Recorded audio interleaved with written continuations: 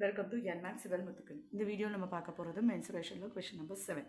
The floor of a building consists of 3000 tiles which are rhombus shaped and each of its diagonal are 45 cm and 30 cm in length. Find the total cost of polishing the floor if the cost per meter square is rupees 4. So per metre ஸ்கொயருக்கு சொல்லிட்டாங்க. So நம்ம டயகனலை கூட மீட்டருக்கு convert பண்ணிக்கலாம். சென்டிமீட்டரில் இருக்கிற diagonal 1 வந்து 45 centimetre, மீட்டருக்கு convert பண்ணணும்னா டிவைடட் பை 100 போடணும்.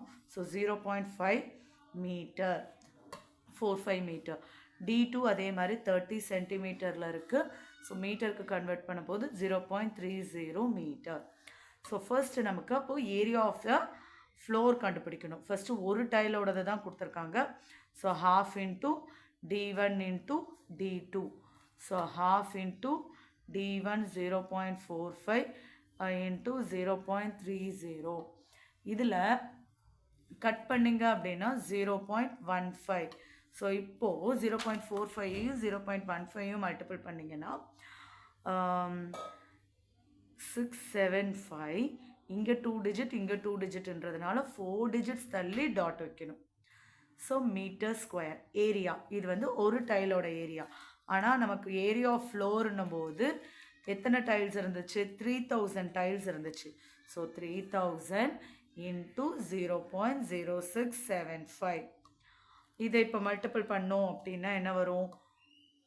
202530. பட் 40 தள்ளி டாட் வைக்கணும்.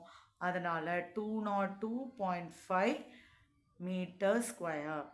நமக்கு என்ன தெரியும்? Cost of per metre square. Cost per metre square rupees 4. So அப்போ டோட்டல் காஸ்ட் என்ன ஆகுது? டோட்டல் காஸ்ட் வந்து 202.5 into 4. ஸோ 0. அதுக்கப்புறம் மல்டிபிள் பண்ணிங்கன்னா ஓகே. ஸோ பேலன்ஸ் 2 இருந்திருக்கும். 8 10 இங்கே டாட் வரணும். So rupees 810